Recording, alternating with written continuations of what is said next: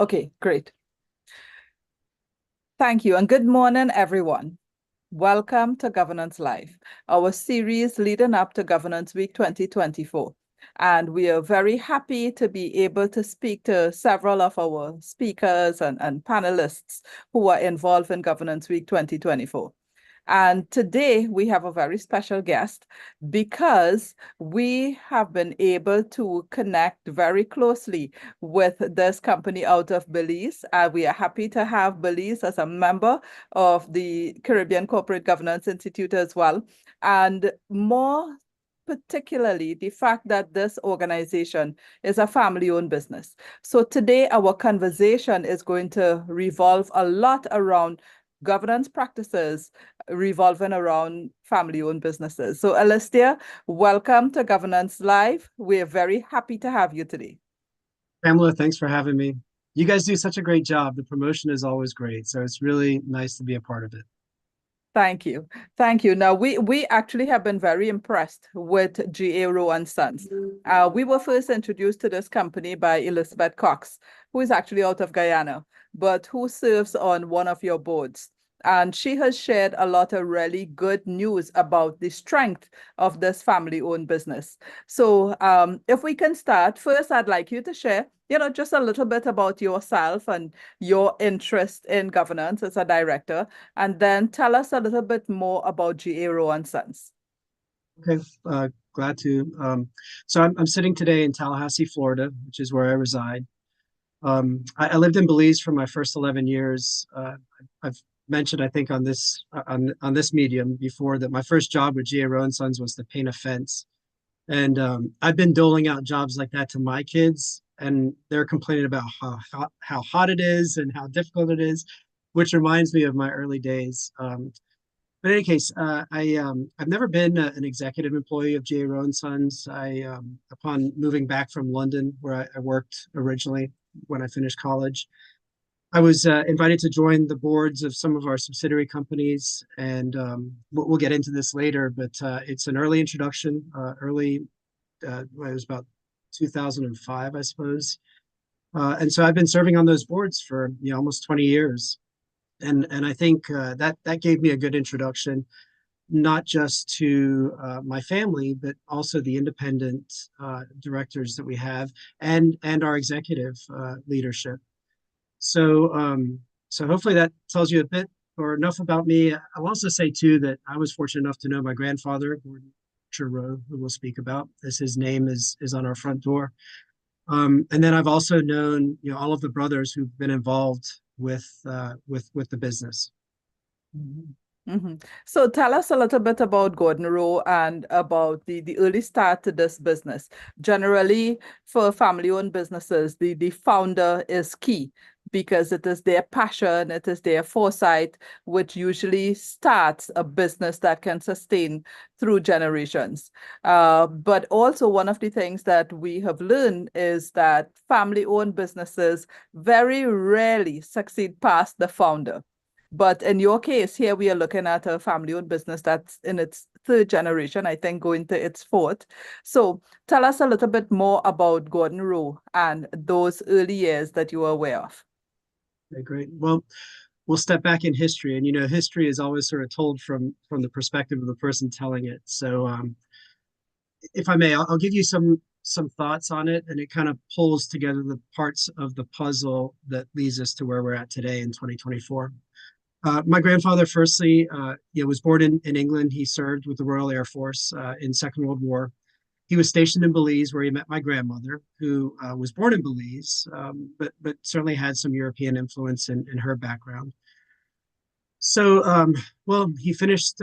He was released from his duties during the war, returned to Belize very quickly, refound my grandmother, and they got married very quickly. So a true romantic start. And I think one thing that my grandfather did well is he managed his corporate life as well as he did his personal life. And I think that's a good message for all the people that might be tuning in today or certainly participating in your program.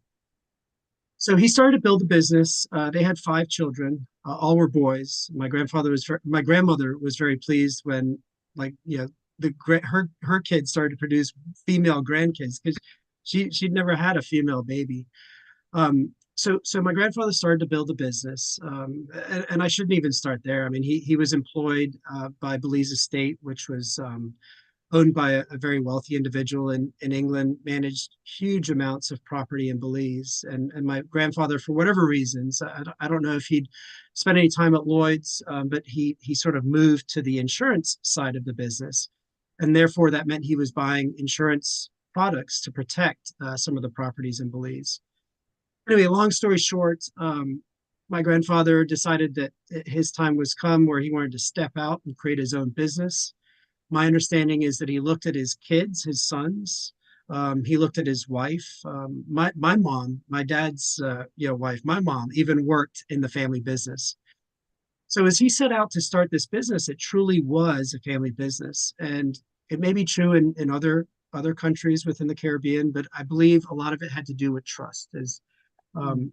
the feeling was is that you could trust a family member to build, to protect, um, you know, all the things you are required to bring about a successful business. So in about 1965, 64, I guess, they started to build. And they didn't do it internally. There's some wonderful stories about my grandfather being offered uh, debt at very good terms to get started. In any case, he started by buying what we refer to as a defunct, but obviously it was an agency that was having some issues. And so he took it over. My dad, being the eldest son, was a big part of that business.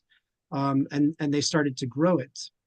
I should also mention at this point, like Liz Cox, Gordon Rowe was also a very good Rotarian, a very decorated soldier, just an incredible civilian, right? I think he did a lot to sort of help people. Ultimately, he was awarded the the CBE, I believe, certainly the OBE, officer of the British Empire, but I think he might have attained the commander of the British Empire too, recognition from the Queen at that time. In any case, so that puts us to the start of the business. It was squarely in insurance, and you've sort of kindly described this as a big conglomerate. To diversify risk back in the 60s, 70s, 80s, 90s, until most recently with CARICOM, currency controls was probably the biggest issue. In any case, everybody was sort of encouraged to diversify locally. So that diversification took forms of a cigarette factory. My grandfather loved to smoke, and it's been suggested that the most efficient way for him to support that habit was to just go ahead and buy a cigarette factory. Um, and so they did that, but with that came land. Obviously, Belize being involved heavily in tourism with the Barrier Reef, largest living barrier reef in our hemisphere, the Western Hemisphere. Also, the Blue Hole, Mayan ruins. If you haven't visited Kamala, I really encourage you to visit, and we'd love to help you and put you up. But we were naturally moved to start investing in the hospitality side of the country. So to say all of that, I mean that's kind of how this conglomerate developed, and frankly today we're looking at trying to simplify some of our holdings, to really sort of focus in on where our strengths are. Yes. Um, but just I guess one last component, maybe to roundly answer your question, is so my grandfather commences the business. His strengths were always accounting, and you suggested that he had some partnership, at least someone from Europe to come out, and if I have this correctly, so my dad, he started in the business and he needed training. So my grandfather sent my dad to London to work. And while in London, my dad found some roommates. And of course, everybody, there's a great book out there, and it's called Know Your Who. The thought behind it is that you can't hope to do everything. So you find out who can do something really well that's within their strengths, and you put them in the position to flourish given their strengths. So as I mentioned before, my grandfather, his strength was accounting. Like he was a a human computer. I heard he could do calculations in his mind that would just astound us today.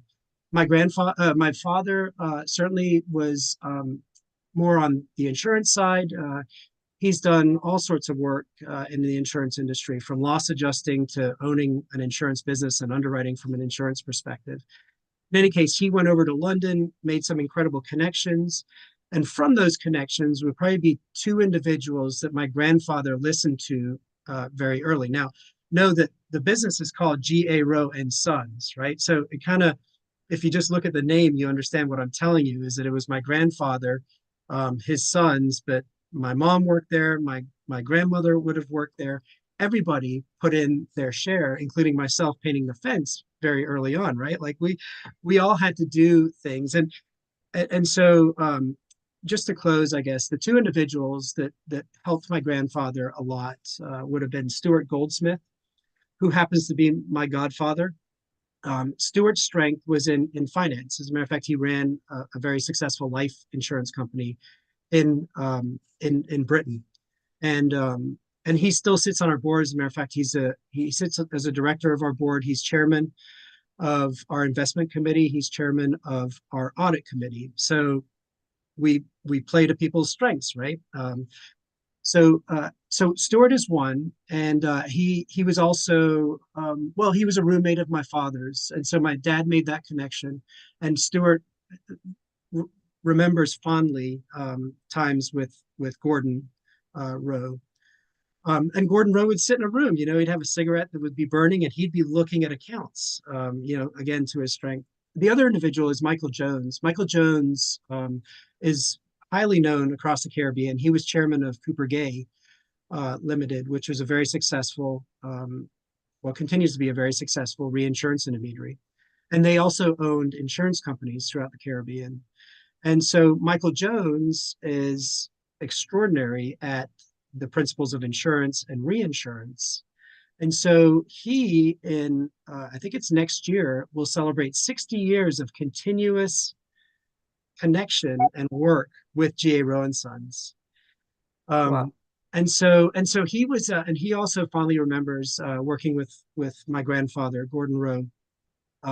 So in any case, I think I give you a clue and a keen answer there, which is, it's a family business. You surround yourself with immediate family members, but then you realize that you don't have all the resources and tools you may need in that immediate family. And so we expand it. And our family has expanded. I mean, we have 500 employees now in G.A. Rowe and Sons. And so our family has expanded, but has always retained this really good working relationship with non-family members who, frankly, we come to call family. Family. So Yes. let me stop there, and you can catch up with how you want me to go. Yes, I understand that. So I really like what you shared.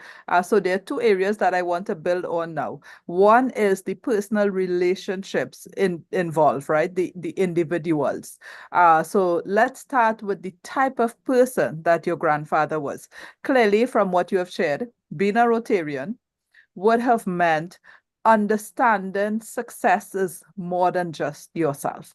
It is all the people that you relate with, building community. The Rotarian values are really tremendous.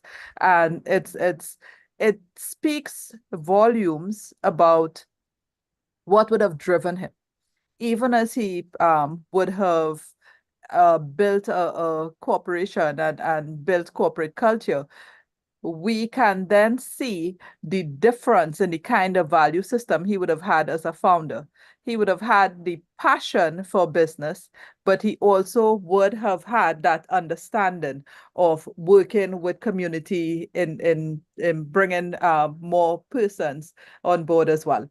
But let me just ask you a little bit about the family dynamics as well. You spoke about all family members were involved in the business, men and women, everyone working in and contributing as well. And I liked the know your who. So even within the family members, you would try to identify person's strengths to know where they should be located. And then, of course, identify where there are gaps so that you could bring in persons from the outside. Did everyone in the family go through a similar thing like yourself and having to work, from the bottom up? Yeah. So a couple questions there, and I can answer them. Okay, so what type of person was my grandfather? And I tell you, like my uncles, my grandfather's sons, recollect my grandmother sometimes more fondly. So, so just to start there, right? It's a family unit, and because I know this is where you're taking me to. How do you transcend that first generation through to what is today the third? And we have values, and I'm going to read the values out to you.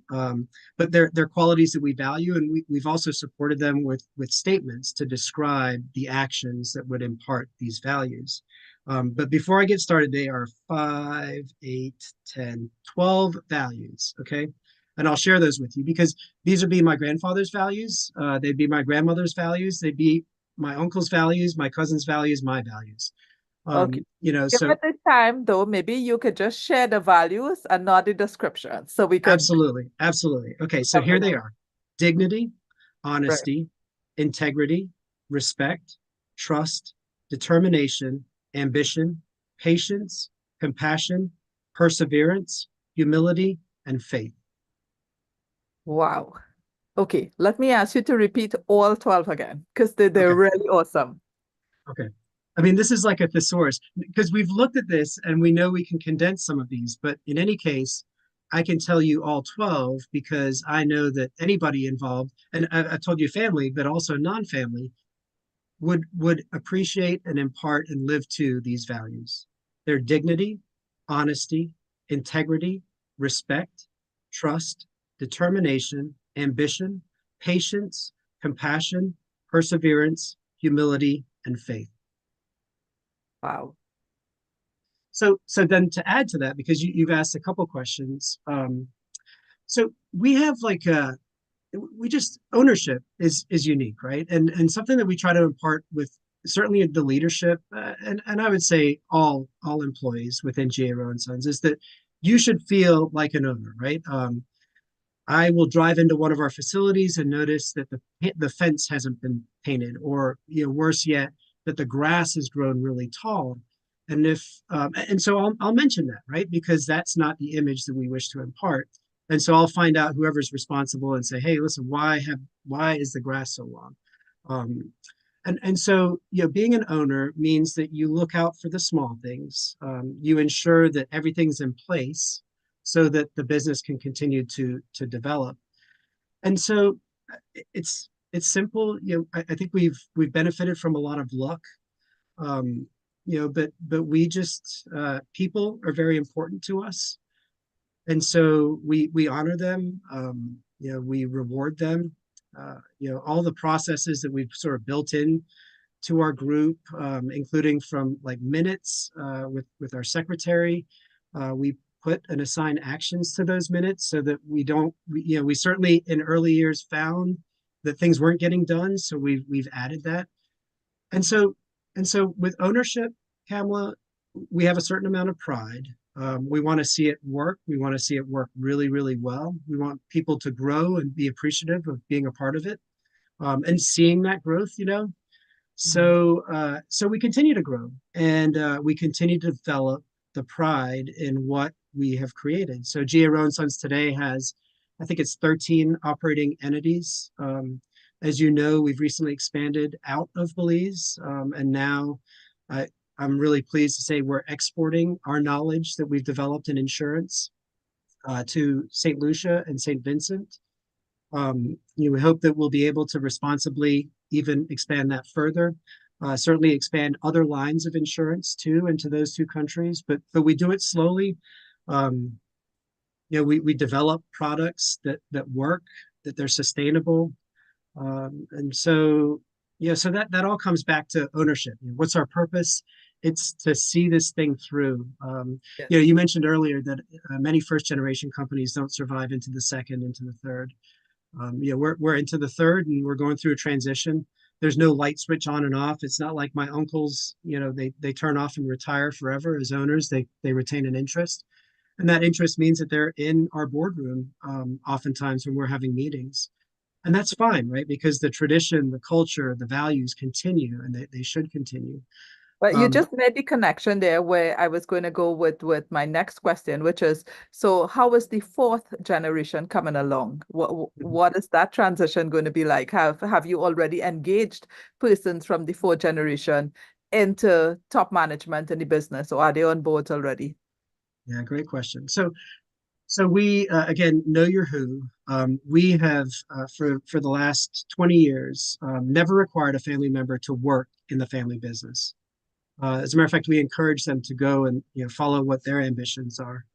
So the third generation, we currently have two that are employed within the group, and we have four or five that are involved as directors of 13. So more than half of us are off pursuing other pursuits and ambitions. You asked about the fourth generation. We I can't say that any are involved yet, but and I wouldn't suggest that any of them will be involved. Certainly, as owners, we figure that out, and to retain that ownership. But with regards to those who are running these businesses and working within the businesses, we're completely committed to finding the right who. Getting professional management who are in there, who feel comfortable, who excel, and take these businesses to another level. So I mean, I hope that answers your question. There's not, we don't hold spaces for Rose or whatever the surnames may be, because post marriage, we don't do that. These businesses continue to grow. We bring in new family members, if you will, who are excellent in what they do. They have the drive, the passion, the ambition to grow the business and grow the people that work with them. So as with regards to the fourth generation, I want to see the fourth generation involved, but appropriately involved. We'll have to figure out ways that we can assess and engage. We do family meetings, and so they are engaged. But how do we properly engage them for a career in one of our businesses? That's something that we have to work on. We've got to figure out how to do that. Okay, so this half hour has just flown by, honestly, because there's so much that we can discuss about family-owned businesses, and yours is such a wonderful success story to be able to take apart all the elements of it that can serve as a nice case study for other family-owned businesses, because most times that's where businesses begin. They begin with a family, and it's really wonderful to hear about the way your family business has been able to embrace persons at all levels. And as you say, not make space for persons who are family members, but rather encourage them to follow their passion, because you are so confident that the business itself will thrive. It will do well because you have had the right persons in the right positions at different parts of the organization. So that's really good. And I'm happy that we have spoken as well about the fourth generation, that it's so rare that family-owned businesses can talk about the fourth generation. But I would like to think a lot of it resides with the values that you have enunciated to us. So as we bring this to a close, I will ask you if you want to go through that list of values again, and in 2 minutes, if you want to share anything, any specific things out of those values that we are going to leave with our listeners. Okay, sure. Well, yeah, I mean, you want me Can to read read them them all again? out again, and then if you want to choose one that you think is really resonating, Yeah. Okay. it Well, let helps me bring read them. them. So, dignity, honesty, integrity, respect, trust, determination, ambition, patience, compassion, perseverance, humility, and faith. And I'll focus on honesty. I mentioned that we have sentences to describe what is the action of honesty. And to us, that's fairness and straightforwardness of conduct. So I bring that up because I wish to thank you, firstly, for just acknowledging us and asking the questions. I'd say that we are very open, and we've actually spent time with other successful family businesses, and by successful I mean that they're still around. Um, we spend time with them, and we'd welcome spending time with other families, certainly in the Caribbean region, because that's not something that we've done. Um, so anyway, I sort of leave you with that honesty. Thanks for all you're doing, because that's the other part, is governance is so important to us, and yes, the governance is working for us, and it will continue to work for us, but it means that we continuously have to address it, and make sure that it continues to work for us. And so anyway, I thank you, Kamala. I really appreciate everything you're doing, and I'm really happy that we could be a bronze sponsor this year. I look forward to attending as many of the seminars as I can, and learning, and just appreciate you for all you're doing, for the Caribbean Corporate Governance Institute. It's wonderful. Thanks, Alasdair. So as you mentioned, the sponsors, I wanted to thank all of our sponsors for Governance Week this year. We have two gold sponsors, First Citizens Bank and the Massey Group, and we have five bronze sponsors, Angostura Limited, Republic Bank, NGC, PwC, and coming from Belize, GA Rowan Sons, a first-time sponsor for us this year. So we really appreciate having all of our sponsors, because of course it helps with all that we do here at the Caribbean Corporate Governance Institute. Alasdair, I want to thank you for being a guest on this Governance Live today. And what really stays with me is, as you spoke particularly about the last value you highlighted. You mentioned honesty, but as you broke it down for us, what I really got from that is behavior, the way in which we internalize our expectations of ourselves and others. So the way we engage with each other. And I think behavior is one of those areas we also need to focus on as we try to improve governance practices in the region. So there's a lot for us to learn from you. So it's a two-way street. We benefit a lot from this interaction and engagement as well. So thank you so much. You're welcome. And You're thank welcome. you, everyone else who has joined us on this Governance Live, and those of you who would look at it on our recorded sessions posted on LinkedIn and Facebook. Do join us every day. We are leading up to Governance Week 2024, when we will begin on Sunday, June 16th, with our opening ceremony, and the opening keynote being Professor John Elkington, who conceptualized the triple bottom line, which is going to be awesome for us to talk about. Thank you all. Have a wonderful rest of the day.